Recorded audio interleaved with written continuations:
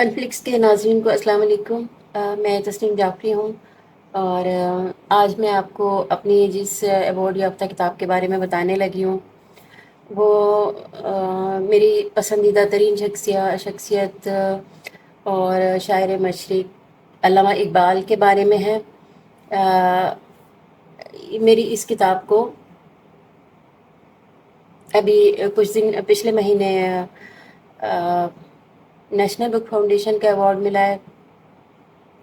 इस किताब की कहानी कुछ यूँ है कि मैं अल्लामा इकबाल से बचपन से ही बहुत ज़्यादा मुतासिर हूँ।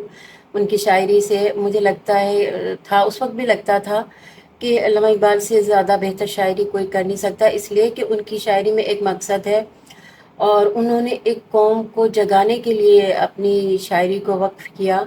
वो महज़ दूसरों के जज्बात से खेलने के लिए शायरी नहीं करते थे कि जिस तरह अपने जज्बात से इंसान दूसरों को रुलाता है, हंसाता है, लेकिन इकबाल की शायरी में ऐसा कुछ इतना उनसर नहीं था। वो एक कौम को जगाने के लिए शायरी करते थे। मैं बहुत अरसे से मेरा एक ख्वाब था कि मैं इकबाल के बारे में कोई ऐसी किताब लिखूं जिसमें उनकी कहानी बहुत आसान अल्फाज में बयान की गई हो। उनकी कहानी को, उनके बचपन को, उनके तालीमी दौर को और उनकी इब्तदाई शायरी के दौर को तफसील से बयान करना। तो अब मुझे कुछ अर्सा पहले पता चला कि नेशनल बुक फाउंडेशन ने इकबाल के हवाले से एक किताब मांगी है, अवार्ड का ऐलान किया है। तो मैंने फिर जो जो बातें मेरे जहन में थीं इकबाल की किताब के हवाले से, मैंने वो किताब लिखनी शुरू कर दी और सोचा कि ठीक है, मुकम्मल हो गई तो भेज दूँगी। इसी दौरान वो मेरी किताब मुकम्मल हो गई। उसके लिए मैंने हवाला जात के लिए कोई 20-25 किताबों का मुतालिया भी किया।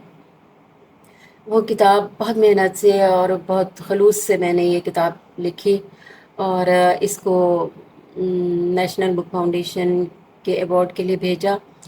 तो इसको इकबाल के हवाले से पहला इनाम मिला इस किताब को और बहुत ज़्यादा मुझे खुशी हुई कि चलें, मेरी मेहनत जो थी वो उन्होंने उसको हौसला अफजाई मेरी हुई, यानी इस अवार्ड से उन्हें ज़ाहिर अच्छी लगी ये किताब, तो उन्होंने मुझे मेरी इस किताब को अवार्ड का हकदार करार दिया। और इस किताब में बहुत सारी बातें ऐसी हैं जो पहले कभी कहीं आप लोगों ने नहीं पढ़ी होंगी, ख़ास तौर पे बच्चों ने, नौजवानों ने जो 9th-10th matric first year second year के लेवल पे इकबाल को पढ़ते हैं।